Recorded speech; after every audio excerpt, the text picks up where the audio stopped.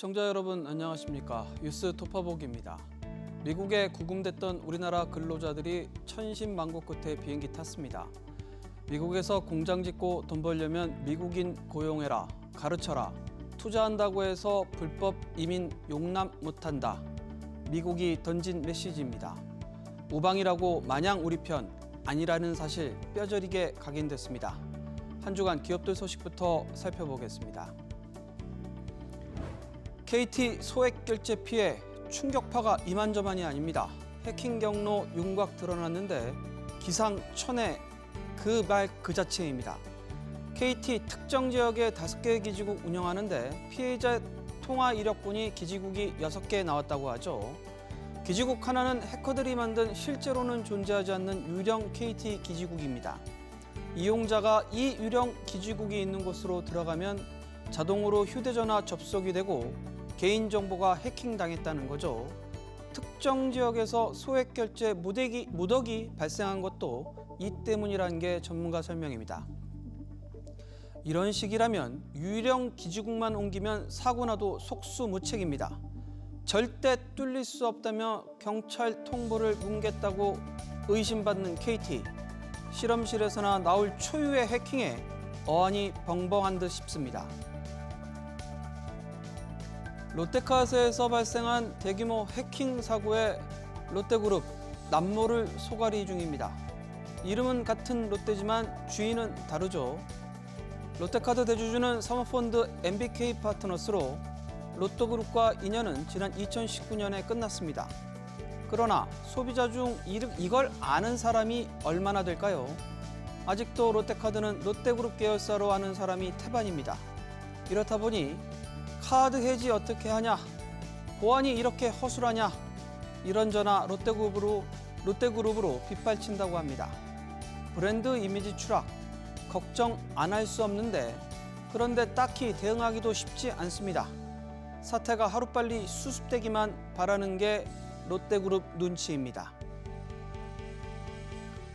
대한항공, 이코노미 좌석수를 늘리기 위해 배열을 바꾸려던 계획 전면 철회했습니다. 333 배열이던 좌석을 343으로 한 좌석 늘려 한 줄에 10좌석씩 배치한다는 구상이었죠. 그러기 위해선 의자 폭을 3cm씩 줄여야 하고 통로도 좁혀야 합니다. 가뜩이나 좁았는데 더 좁아진다. 그럴 거면 가격도 낮춰라는 등 비판이 쏟아졌고 공정위 부정적 태도 보이자 계획 철회했습니다.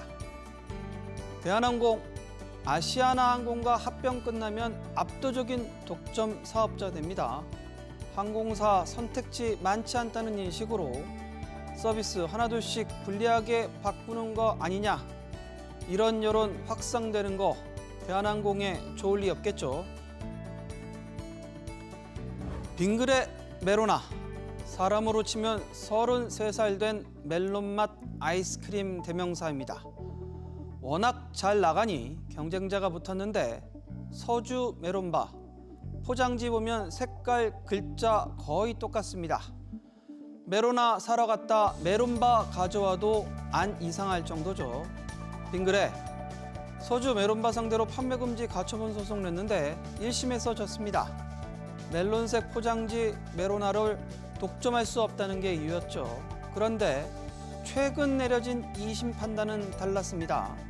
메로나 포장지는 그 자체로 식별력 있다는 빙그레 손을 들어줬습니다. 식품업계 뺏기기는 역사가 깁니다. 과거 초코파이부터 불닭급면까지 미투 공방은 치열했습니다. 이번 판결이 만연한 식품 뺏기기 관행에 변화를 이끌어낼지 주목됩니다.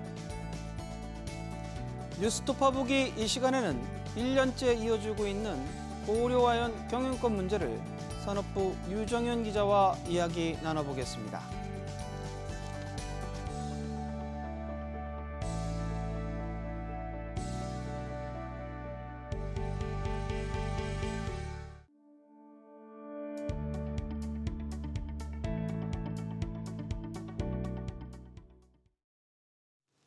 고려와연의 경영권을 두고 벌어진 영풍 MBK 파트너스와 최윤범 고려아연 회장 간 분쟁이 벌써 1년에 접어들었습니다. 공개 매수를 위한 이른바 쩐의 전쟁부터 반쪽짜리 주주총회까지 다양한 일들이 벌어졌는데요. 고려아연은 경영권 방어를 위해 막대한 비용을 지불해야 했고 영풍은 경영부진 늪에서 허우적대고 있습니다. 명분은 사라지고 상처만 남긴 경영권 분쟁, 앞으로 어떻게 될지 산업부 유정현 기자와 알아보겠습니다. 유 기자, 네. 한때 그 고려아연 주가를 폭등시켰던 경영권 분쟁이 벌써 1년째 접어들고 있어요. 그렇습니다. 영풍과 MBK 파트너스가 고려아연과 당시 영풍정밀, 현 KG정밀의 주식을 공개 매수하겠다고 공시한 게 정확히 지난해 9월 13일입니다. 당시 영풍 MBK 연합의 제시한 금액은 66만 원, 전날 종가 55만 6천 원보다 약 10만 원 비싼 금액이었습니다. 경영권 분쟁 프리미엄이 붙으면서 주가는 계속 뛰었고 영풍연합은 두 차례나 수정해 10월에는 공개 매수가가 83만 원까지 올랐습니다. 경영권을 지켜야 하는 최 회장 쪽도 대항 공개 매수에 나서면서 주당 89만 원에 자사주를 사들이는 등 이른바 쩐의 전쟁을 벌였고요. 결국 그해 12월 6일 주당 가격이 장중 240만 원까지 치솟기도 했습니다. 그전까지 이사회나 주주총회 등에서만 엿보였던 갈등이 이번 공개 매수를 기점으로 수면 위로 떠올랐습니다. 결국에는 양쪽이 대결한 것은 보면은 주총에서요. 주총에서 불이 붙었죠. 그렇습니다. 양측은 모두 두 번 맞닥뜨렸습니다. 일단 지난 1월 임시주주총회가 열렸는데요. 전날 밤 최 회장이 자신의 우호 세력이 들고 있는 영풍 지분을 호주 손자 회사인 선메탈 코퍼레이션 SMC에 넘기면서 순환 출자 구조를 만들었습니다. 이를 통해 영풍의 의결권을 임시주총에서 제한했습니다. 임시주총 당일 이에 반발한 영풍 경영진이 중간에 자리를 박차고 나가면서 반쪽짜리 주총으로 전락했습니다. 3월 열린 정기주총에서도 이 순환 출자 구조를 둘러싼 양측의 공방이 계속됐습니다. 결과적으로 영풍연합 의결권이 제한됐고 이사회 대부분을 최 회장 측이 차지했습니다. 주총 때마다 영풍연합은 효력정지 가처분 신청을 냈고 법원이 이걸 또 일일이 따져보는 일도 벌어졌는데요. 3월 정기주총 효력정지 가처분은 기각되면서 최 회장이 일단 판정승을 받았습니다.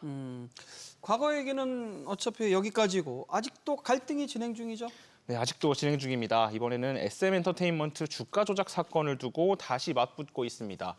칼을 먼저 꺼낸 건 영풍연합입니다. 고려아연은 지난 2023년 2월 SM 주가 조작에 동원된 걸로 알려진 투자회사 원아시아 파트너스의 하바나 제1호 사모펀드에 단독으로 998억 원을 출자했습니다. 영풍은 지난 1일 보도자료를 내고 경영진이 주가 조작에 활용될 걸 알고도 돈을 댔다고 주장했습니다. 법정에서 공개된 고려아연 임원진 간 주고받은 메일에 원아시아 파트너스가 SM 지분 매입을 위해 펀드를 조성하려 한다. 하이브에 SM 주식을 12만 원에 팔 수도 있다. 이런 내용이 적혀 있다는 겁니다. 고려아연은 이메일 내용을 두고 주가 조작에 가담하려 했다는 해석이 황당하다는 반응입니다. 오히려 재무적 투자자로 참여한 후 하이브의 공개 매수에 응해 엑시트가 가능하다는 걸 논의한 대화라고 맞섰습니다. 일단 검찰은 주가 조작 주체로 카카오와 원아시아만 특정했고 고려아연은 형사재판 피고인에서 제외된 상태입니다. 앙금이 쌓인 상황에서 경영권 분쟁과는 다소 거리가 있는 흠집내기가 벌어진 건데 불필요한 논란으로 주주들이 피해를 보진 않을지 우려스러운 대목입니다. 그야말로 진흙탕 싸움 이런 것들이 좀 옅어 보이는데 양쪽이 이렇게 싸움을 벌이는 동안 기업 경영은 좀 어떻게 됐나요? 일단 고려아연 상황은 나쁘지 않습니다. 올해 상반기 기준 고려아연의 영업이익은 5,392억 원으로 1년 전 같은 기간보다 912억 원가량 늘었습니다. 분기 기준으로 따졌을 때 지난 2000년 1분기부터 올해 2분기까지 약 102분기 연속 흑자를 기록하고 있기도 합니다. 고려아연은 기초금속, 귀금속, 희소금속 등 다각화된 생산 포트폴리오가 사업 안정성을 뒷받침했다고 설명했습니다. 사업 외연도 넓히고 있습니다. 최 회장은 지난달 한미 정상회담에 경제사절단 일원으로 참석했고요. 미국 방산업체 로키드 마틴과 게르마늄 계약 MOU를 체결했습니다. 그렇다고 경영권 분쟁 타격이 없었던 건 아닙니다. 앞서 말씀드렸던 영풍연합의 적대적 M&A에 대항한 자사주 공개 매수를 위해 쓴 돈이 1조 8,156억 원이고요. 이 자금 마련을 위해 사모사채 1조 원, 기업어음 4천억 원 등 빚을 져야 했습니다. 자, 이런 상황에 영풍 쪽 상황 상당히 좀 안 좋다 이런 얘기가 들리던데요. 네, 그렇습니다. 올해 상반기 누적 기준으로 일단 1,434억 원의 영업 적자를 기록했습니다. 1년 전에도 상반기 5억 8천만 원 적자였는데 훨씬 더 심해진 겁니다. 한순간에 경영지표가 나빠진 이유는 재련소 가동이 멈춰섰기 때문입니다. 영풍 석포재련소는 낙동강 폐수 유출로 인해 지난해 말 58일간의 조업 정지 처분을 받았습니다. 이 때문에 올 상반기 석포재련소 평균 가동률은 35%에 그쳤습니다. 또 영풍의 환경오염 악재 아직 끝나지 않았습니다. 지난 2021년 경북 봉화군이 영풍 석포재련소 주변 토양에서 1급 발암물질인 카드뮴을 포함한 유해 중금속이 기준치를 초과했다며 1공장과 2공장에 각각 토양 정화 명령을 내렸습니다. 얼마나 이행했는지 올해 2월 점검해보니 1공장의 이행률이 16%, 2공장은 1.2%에 불과했습니다. 환경부는 이를 두고 추가적인 조업 정지를 검토 중인 상황입니다. 자체 사업들이 이렇게 좀처럼 힘을 내지 못하는 영풍이 추후 실적이 양호한 고려아연에 대해 배당 확대 요구를 할 수도 있고요. 이게 또 추가적인 분쟁을 불러일으킬 개연성도 있어 보입니다. 1년간의 성적표는 약간 희비가 엇갈린 그런 상황인데 영풍 연합군인 MBK는 인수한 기업들하고 관련해서 잡음이 끊이지 않고 있어요. 그렇습니다. 아시다시피 지난 2015년 MBK가 인수한 홈플러스는 올해 3월 기업 회생 절차를 신청했습니다. 최근에는 임대료 협상이 결렬된 15개 임대 점포를 연내에 폐점하겠다는 입장도 밝혔는데요. 대규모 폐점으로 노동자 생계를 위협하고 있다는 비판을 받고 있습니다. 주병기 신입공정거래위원장 후보자도 얼마 전 인사청문회에서 작심 발언을 내놨는데요. 이 부분 직접 들어보시죠. 사모펀드의 무책임한 경험이 얼마나 이제 소비자나 관련 업계에 협력 업체들의 피해를 줄 수 있는가를 보여주는 사례였다고. MBK가 실질적인 최대 주주로 있는 롯데카드에서는 해킹 사고가 벌어지기도 했는데요. 이런 사실이 알려진 이후 지난 8일까지 롯데카드를 해지한 회원은 2만 7천 명에 달했습니다. 경영 분쟁 결국에는 지금 아직 마무리된 게 아니죠. 앞으로 뭘 지켜봐야 될까요? 네, 앞서 지난 3월 정기주총에서 고려아연이 만든 순환출자 구조로 영풍연합 의결권이 제한됐었다고 말씀드렸죠. 영풍연합이 이게 위법한 행위라고 지난 5월 주주총회 결의 취소 소송을 제기했습니다. 가처분 결과에 승복할 수 없고 법정에서 정식으로 따져보겠다는 겁니다. 만약 소송 결과가 영풍연합 승리로 나온다면 임시주총 개최를 시도할 걸로 보이고 그러면 또다시 표대결을 해야 합니다. 첫 부분에 말씀드렸던 영풍연합의 고려아연 공개매수 당시 영풍은 훼손된 지배구조를 회복하고 기업 가치를 제고해 주주 가치를 극대화하겠다고 설명했습니다. 이렇게 내세웠던 명분과는 달리 1년 넘게 이어지고 있는 갈등으로 고려아연은 재무적 타격뿐 아니라 끝이 보이지 않는 불확실성을 떠안게 됐습니다. 유정윤 기자 이야기 잘 들었습니다.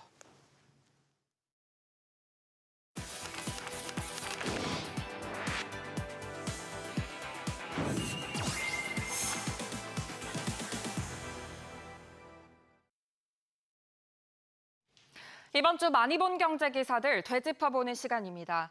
지난 주말 정부가 첫 조직 개편을 발표하면서 이번 주 이에 대한 후속 기사들이 쏟아졌습니다.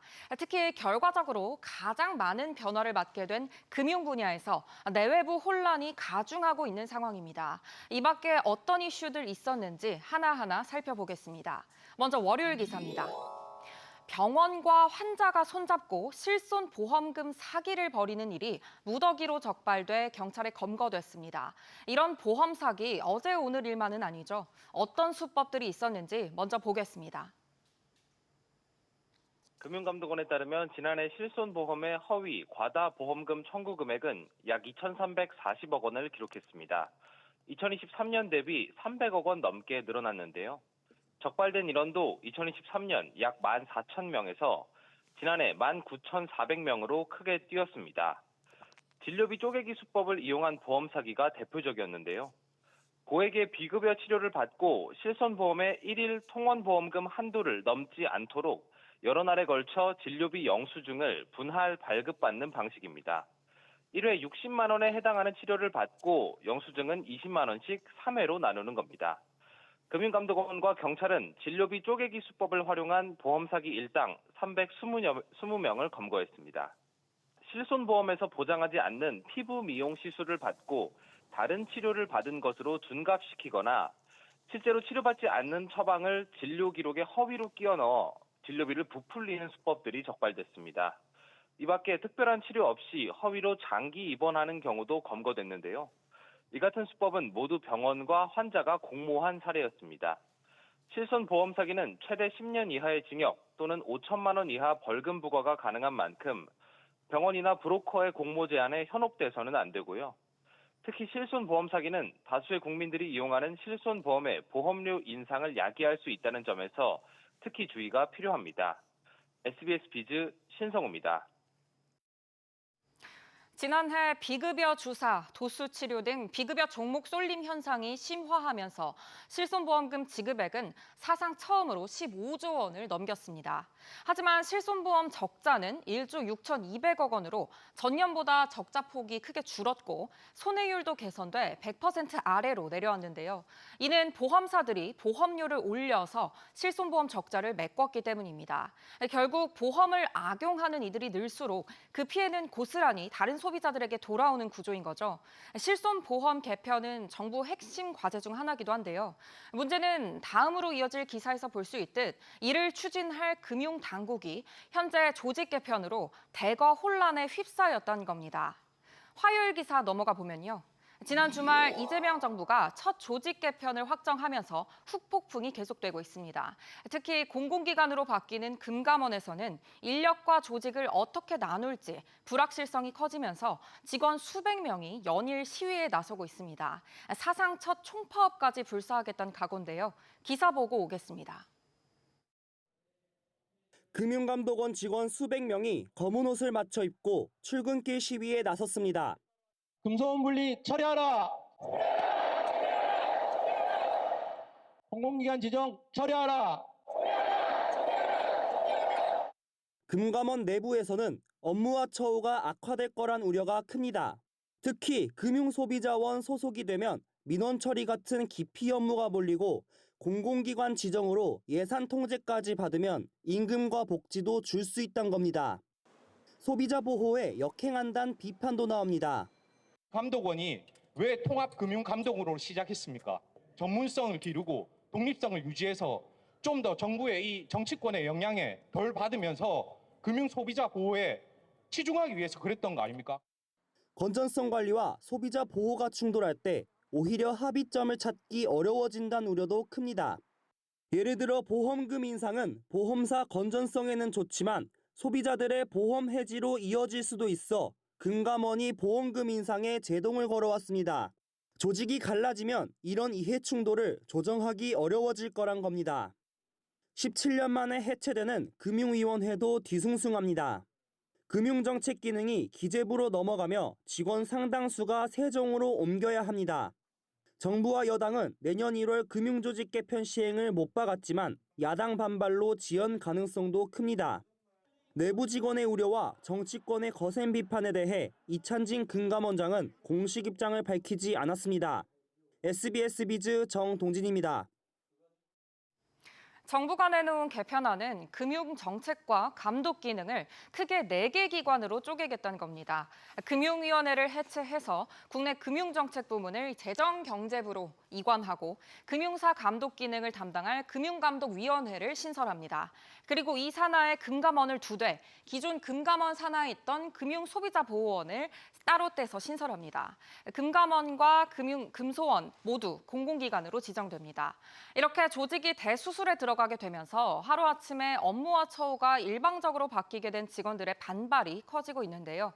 더 큰 문제는 이렇게 사회적 비용과 조직 신설에 따른 행정 비용까지 치르면서 이뤄질 조직 개편이 과연 독립성과 전문성을 제고하고 금융소비자 보호를 강화하겠다는 취지에 맞게 작동할 수 있는가입니다. 앞서 대표적인 감독 실패 사례로 꼽히는 2002년 카드 사태 당시 감사원은 쪼개져 있는 금융조직을 실패 원인으로 꼽으며 감독체계 일원화가 필요하다고 지적한 바 있습니다. 조직 분리는 업무 중복과 책임 회피, 금융사 부담 증가 등 비효율을 초래할 거란 비판이 계속되고 있는데요. 더욱이 앞으로도 난항이 예상되는 조직 개편 과정에서 이재명 정부가 추진 중인 비탄감과 코스피 5천 달성 등을 위한 주요 정책들이 동력을 잃을 수 있다는 지적도 나옵니다. 마지막 수요일 기사입니다. 취업자 수가 석 달째 10만 명대 증가폭을 이어갔습니다. 그러나 60세 이상 고령층 일자리가 주로 늘었고 청년 취업자는 줄었습니다. 기사 보고 오겠습니다. 통계청에 따르면 지난달 취업자는 2,896만 7천 명으로 1년 전보다 16만 6천 명 늘었습니다. 석 달 연속 10만 명대로 증가세지만 상승폭은 조금 줄었습니다. 연령별로는 60세 이상 고령층 취업자가 40만 1,000명 증가한 반면 15세부터 29세까지의 청년층은 21만 9천 명이 줄었고 40대와 50대 중장년 취업자도 각각 7만 3천 명, 3만 8천 명 감소했습니다. 청년층의 고용률은 최근 1년 4개월째 하락세를 보이고 있는데요. 이 노년층을 중심으로 한 전체 고용률 상승과 대조적인 모습입니다. 특히 구직 활동도 하지 않는 쉬없음 인구 가운데 30대가 32만 8천 명으로 8월 기준 역대 최다입니다. 통계청은 최근 경력직 선호가 강화되고 수시 채용이 확산되면서 청년층에 불리하게 작용하고 있다고 설명했습니다. 제조업과 건설업의 고용 한파는 여전했습니다. 제조업 취업자는 6만 1,000명 줄면서 1년 2개월 연속 감소했고 건설업 취업자도 13만 2천 명 감소하면서 1년 4개월째 줄어들고 있습니다. 국내 건설업황 부진이 쉽게 해소되지 않고 있는 데다가 대외적으로는 미국발 관세 악재가 지속되고 있어 제조업과 건설업의 고용이 개선될 조짐이 보이진 않고 있는 상황입니다. 이와 함께 한파, 폭염, 폭우 등 이산기온과 업종 비선호 등으로 농림어업 역시 장기 불황에 접어들고 있습니다. SBS 비즈 서주연입니다. 단군 일에 최고 스펙들이 쉬고 있다는 자조적인 목소리가 나오는 가운데 보다 과감한 해법이 필요하다는 지적이 나옵니다. 지금까지 이번 주 많이 본 경제 기사였습니다.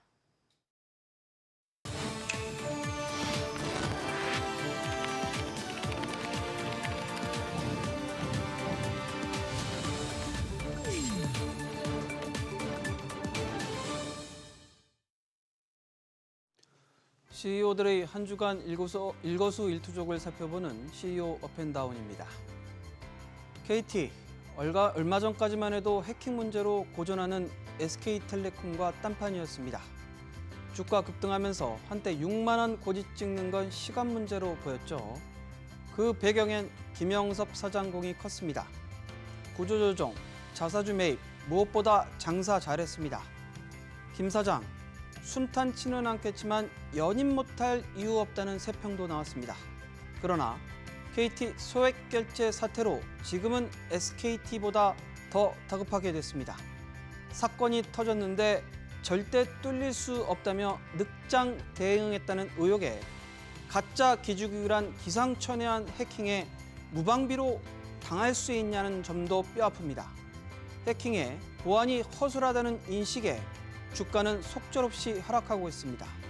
개인정보위, 과기부, 사태 심각성 크다며 조사에 착수했는데 연임은 둘째치고 현재 거치도 장담할 수 없는 분위기입니다. 소액결제 사건의 후폭풍, 어떤 파장을 일으킬지 주목됩니다.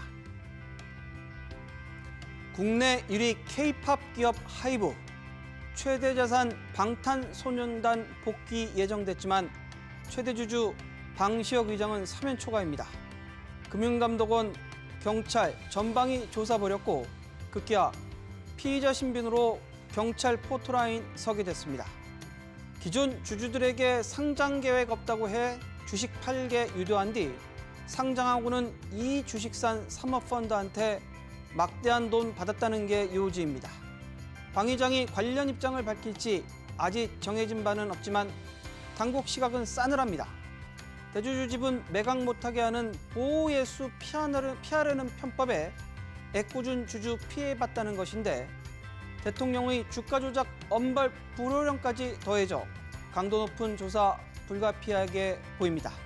절묘하게도 호영 호재하는 박진영 JYP 대표 프로듀서가 장관급인 대통령 직속 대중문화 교류위원회 선임된 것과 극명하게 대비되고 있습니다. 저희가 준비한 소식은 여기까지입니다. 시청해 주셔서 감사합니다.